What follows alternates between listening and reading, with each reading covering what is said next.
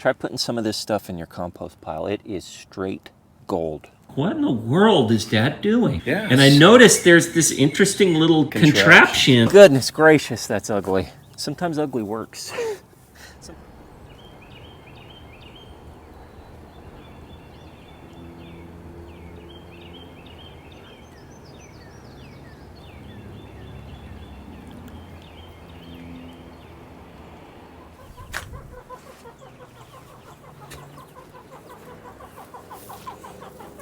Work With Me Wednesday, where you get to watch me do big projects, little projects, things around the homestead. Today, the primary thing that I'm thinking about right now is a supposed windstorm, thunderstorm that's headed our way. And I say supposed, and there's a note of hesitancy in my voice because I went through this exercise last week in the video that I unfortunately had to delete last week's Work With Me Wednesday because of some copyright confusion on my part. I spent a good portion of the video prepping for a expected torrential tornado windstorm that was headed our way. And so I put some zip ties on the greenhouse. I got things ready. I held out on putting the chicks out. There's a lot of stuff I did to prepare last week, but it ended up, if you guys did watch that video, it ended up just being kind of a pleasant, normal spring afternoon rain. It wasn't bad at all. Either way, they're saying the same thing this week. They're saying, winds upwards of 50 miles per hour. They're saying torrential downpours. They're saying potential tornadoes. I'll believe it when I see it.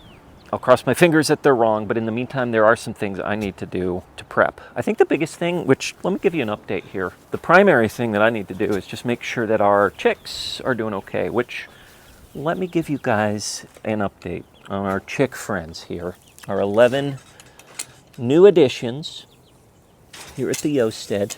I want you to see how well things are going with them. They're gonna hide from me. They're going to hide from me now that I'm in here. So I'll do some B-roll and show you what they look like. But things have been going great. I haven't needed to keep on the heat lamp. The heat lamp has largely stayed off just because it's been so warm. I think last night it got down to 60. It was summer temperatures. Like, it's been almost hot. It's been too warm. So I haven't even kept the heat lamp on. That being said, I know there's a couple days predicted in below freezing, I think this weekend, so I'm keeping it out here. They've been doing great. My little wind buffer wall setup has been working just fine. I'm pleased. They're all doing very well. They're looking very healthy. They're feathering out more and more each day. There's some that have really cool little mohawks on their head. I'll have to ask Katie who those are, like what the breed is for that one, but like a lot of them have feathery legs. This is going to be a beautiful batch of chickens. I can't wait to see them. The little experiment of having them out here a little bit earlier than I wanted has been going great. They have been thriving out here. And the other chickens have been, the regular flock, they've been walking around and keeping their tabs on them. They've been quite interested and curious about the youngins, but they're doing well. Update, status report on the 11 new chicks. Thriving. They're doing wonderfully. So I'm very happy with this setup.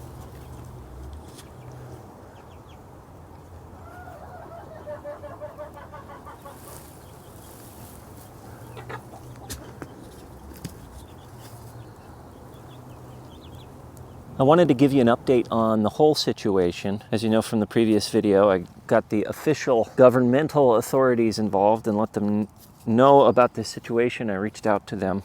And to their credit, they got back to me very quickly, only to have a kind of a disappointing answer. And I think this may have stemmed from the wording on their website or something, but apparently they have this hotline to report potential sinkholes, and they phrase it in such a way that says, if you have a suspected sinkhole, here's how you reach out to us. And they say, if you have a suspected sinkhole. Turns out that if that suspected sinkhole is on your own private property, they don't handle it. They don't do anything. So there's private companies that I can reach out to, private geotechnical engineers that I can reach out to come out and take a look at this, which is disappointing because there could be a situation where I have to put down a lot of money just to have them come out and take a look at it. I'm going to reach out to different companies and hopefully somebody can come out and just tell me what they think and give me their general thoughts about it. I don't know what kind of costs I'm looking at for something like that. Like, I'd imagine if they had to bust out like a ground radar or something, we might be looking at a significant sum of money just for something as simple as telling me whether I've got a sinkhole and I need to do something. So I'm a little bit disappointed. And I feel like their material online for reporting these types of things was a little bit, I felt like it was a little bit on the misleading side. I could have just been a little too hopeful. The onus is on me to kind of track somebody down privately to come out and take a look at these things. Hopefully somebody will come out, tell me it's no big deal, fill it with sand or something, and that's all there is to it. That's what I'd like to happen. You hear that? It is wet down there.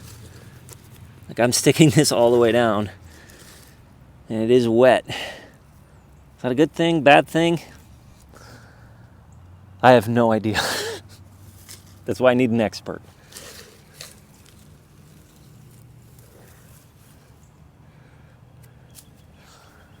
It's like a dipstick for the earth. As I said in the previous video, all of the issues, all of the holes tend to be around this old dead sycamore tree. So the hope is that it's just roots that have died since this tree is dead, and they withered away and they just left those big kind of tunnels behind. That's what folks have mentioned to me, and that's what I tend to believe at the moment. Hopefully that doesn't mean a sinkhole though.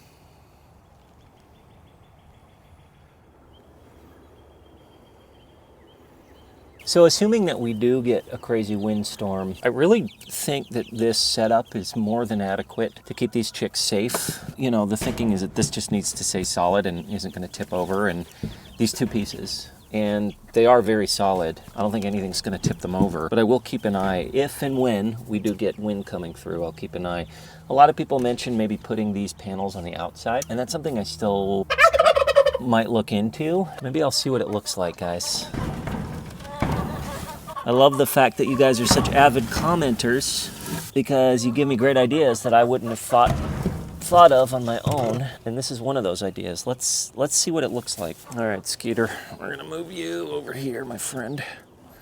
You'll note all the bees buzzing around. There are thousands of bees at this time of year, which is to be expected, but it seems like, and I don't know if you guys have noticed this, it seems as if there are more bees than usual this year, which I think is a very good thing. Honeybees, of course, are pivotal to environmental systems. How do we like that? That right there. And so the more bees you have around your pollinating plants, the better. That's the accepted wisdom. All right. Boy, this looks janky, doesn't it? But this may be a more effective solution in terms of keeping the wind at bay. I'm going to find another cinder block and then something to post up in the middle here. As janky as this looks, you use what you got, and instead of me wasting time cutting something when I don't need to, cutting this into shape. This might be a very easy bespoke solution for this problem. You know, the alternative to this is just to build out a removable panel that I could just take on and off, and wouldn't be too much of a calorie burner to go in and remove it whenever I need to. For right now, I'm going to put sheet metal here, tuck this in close, maybe throw in a few more cinder blocks. Goodness gracious, that's ugly. But you know what I've learned in my 3 years here at the Homestead? Sometimes ugly works. Sometimes ugly is more than what you need. Let's see what it's like from the inside. All right, gang. Now you do have more room.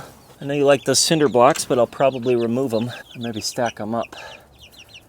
Yeah, that should be an effective wind blocker. And like I said, guys, it's ugly. It is not aesthetically pleasing, but this is temporary. I'll only need it there for the next few weeks. And in the meantime, I can spend some time building an actual removable panel. I'm going to move this down like that. I'm going to fill it up with hay. Filling it up with hay so that in the off chance that a chick gets stuck in there, if it was just open, they could potentially not really know how to get out. They're big enough now to where that's becoming less of an issue, but just in case, it'll help me sleep better at night. Fill that up with hay.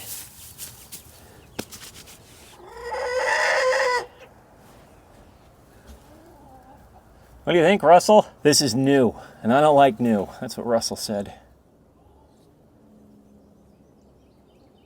So we should have our breast chicken eggs within a week, maybe 2 weeks. I've been talking to Kathy and Jim of Two Turtles Homestead, who actually just hatched out some breast chicks of their own. I'd encourage you to go watch that video. And it made me excited for my impending date with the breast chicken hatch. As those of you that have watched for the past couple of episodes know, we will be giving breast chickens a try for meat and eggs. And this is where they're going to be housed. I spent some time working on what I call the Murphy bed for chickens. It's very easy to fold up, hooked onto carabiners to these four chains. Normally I'll have this thing down, and I can adjust the height depending on what I think the chickens are comfortable at. It'll usually sit somewhere like that high. But when it's not in use during the day, it's very easy for me to just take the carabiner clips and hook it up like this. That being said, some commenters left really good. Speaking of commenters helping me out, some folks mentioned a couple of really good ideas instead of even bothering with the carabiner clips, which don't take all that long, but it's still, you still have to go in there and remove them and find another chain link to hook them onto. Somebody had mentioned, why don't you get a hook, like a bicycle hook, and hook it to one of the pieces of wood here and just swing this back and let it rest on the hook, which is a brilliant idea. And we actually have a hook laying around in the barn, so I'm going to give that a shot.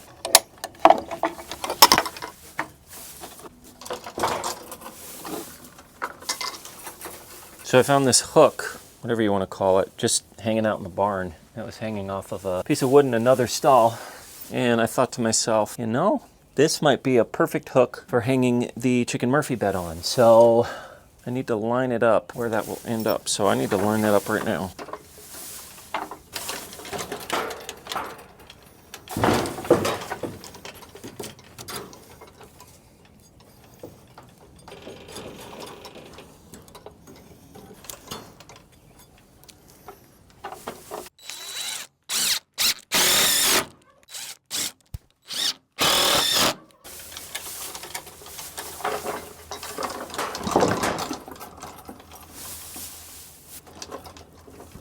This may be even better than the previous method for my chicken Murphy bed. Now, you'll note that this only captures some of the width of this particular roost bar here, but that's fine.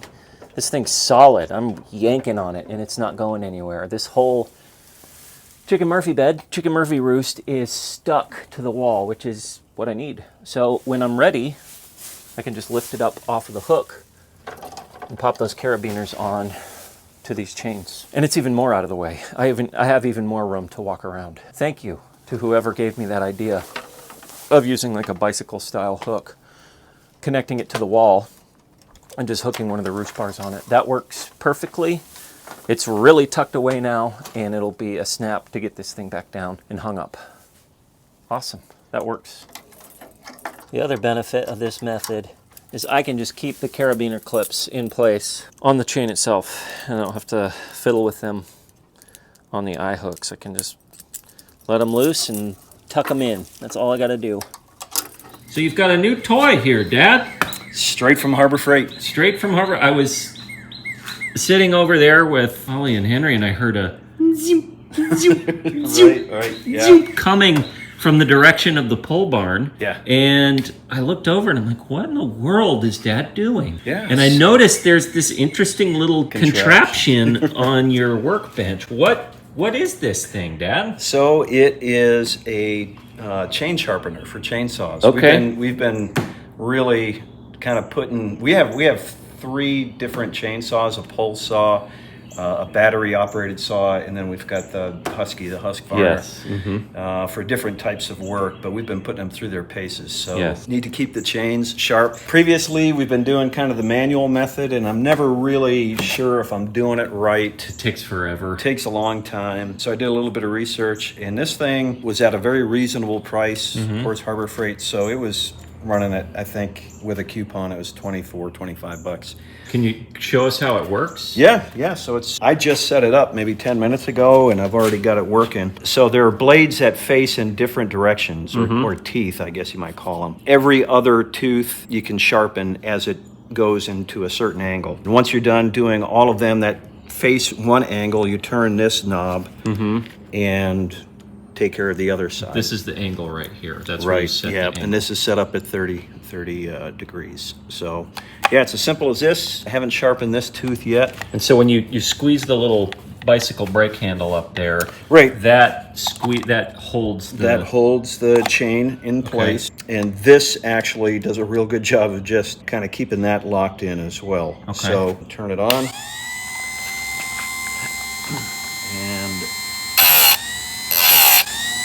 just give it a couple of hits, and I don't know if you'll be able to do a close-up or not on that particular tooth that I just did, but it's got a nice, crisp, sharp edge now. Yeah, it does. And so to do an entire chain, once you have it set up and kind of dialed in, man, it's only a couple of minutes. So 3 you minutes. still haven't used this chain yet, but No. you'll it's have to gonna let be- us know. It's going to be nice. It's and going to be a whole lot Zoop. cheaper. Yeah. Awesome. So you'd recommend folks, if they have a chainsaw, looking into one of these things? I did a bit of research, and there are folks that have been using. I mean, it's plastic.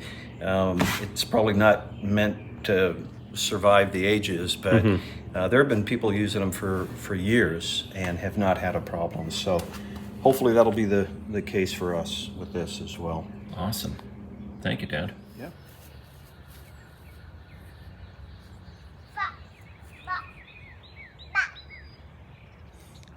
The rain finally did come last night. It was after I was sleeping. I think it was like 12:30, 1 in the morning when it finally hit. And I think it was briefly intense, but it was nowhere near as bad as they were predicting it would be. Thank goodness. I know some folks further west of us did get it pretty bad, and there were actually tornadoes that hit the ground in Middle Tennessee, which thankfully, from my understanding, people weren't hurt.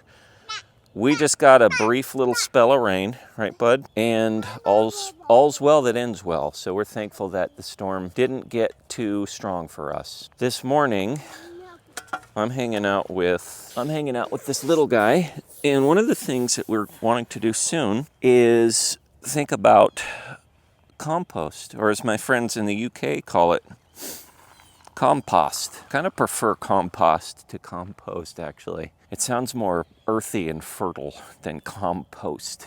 One of the things we like to do with compost, our compost pile is mostly made up of things like clippings from yard work and leaves, dead leaves, and mostly a big portion of it is scraps from the kitchen.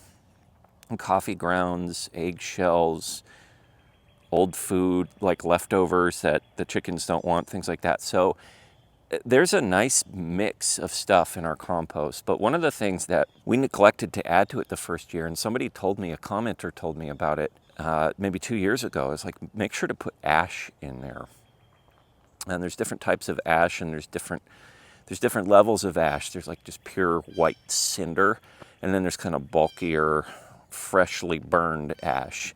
And so with all of the land clearing that we've been doing back here in the back pasture, of course, been doing a lot of burning as well. And that leaves stuff like this ash, which is important for me to add to our compost. Now, in addition to the compost pile that we curate, that stuff's really good. We will go out and get supplemental compost from a local nursery. There's really quality compost. I trust the ingredients that's added to that compost in the local nursery, but we still like to do the bulk of our compost here on the homestead. And so I'm going to grab a bucket full or so of ash and sprinkle it on our compost pile. Oh, come on this way, bud. This way. This thing was heavy, but we made it up here together, didn't we, pal? Did I mention that in addition to the little spurt of rain we got last night, much cooler temperatures arrived? I think that was the front edge of a system that brought in cooler air.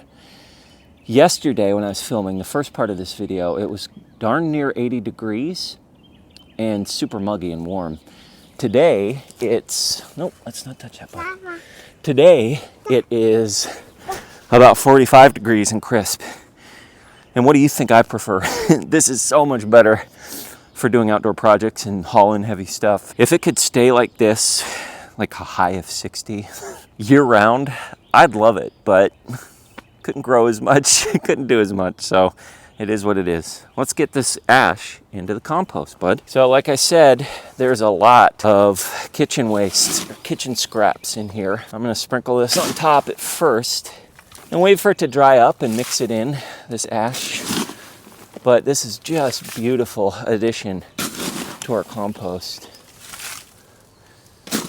All right, I think we're at the point where I am going to go ahead and give it a dump. What do you think about that, bub? There we go. I'll probably get one more bucket, let it sit for a day to dry, and then mix it in with the tiller. We've been called out a couple times about using the tiller in our compost, and people will say you just need to let it kind of ferment naturally. But from our own practical experience, giving it a good till 2 or 3 times a season helps turn it, and it does it really well for us. What do you have? Is that a rock? Is that a rock? Can I have that, please? Thank you, buddy. I appreciate that. Thank you. That's a very nice rock. What do you think, guys? So we don't turn it every day with the tiller, obviously not, but 2 or 3 times a season, make sure everything's mixed in pretty well. I'm gonna put some more ash on there, maybe some leaves, let it sit for a day or two, till it. And then maybe this weekend, maybe the next weekend, we're gonna get some supplemental compost from local nursery. If you haven't already thought of it or considered it, try putting some of this stuff in your compost pile. It is straight gold. It has been for us anyways. Well, folks, it's an interesting Work With Me Wednesday. We're right on the bleeding cusp, the bleeding edge of spring. Next step is getting compost, finishing out the compost in the beds, getting that ready to go so we can plant. Probably in about a month, we'll plant in the garden. And then getting our breast chicken eggs, which will probably be in the next week or 2. So we got a couple of projects ready to go. We're just kind of excited about them. As kind of weird as these past 2 days have been with the weather, we were surprisingly productive, weren't we, pal? So thanks for hanging out with us. And until we see you again next time, remember, as always, slowly, slowly. Can you say bye-bye? Can you say bye-bye to the camera? Bye-bye. Can you blow a kiss? Yeah, that counts. I'll take that.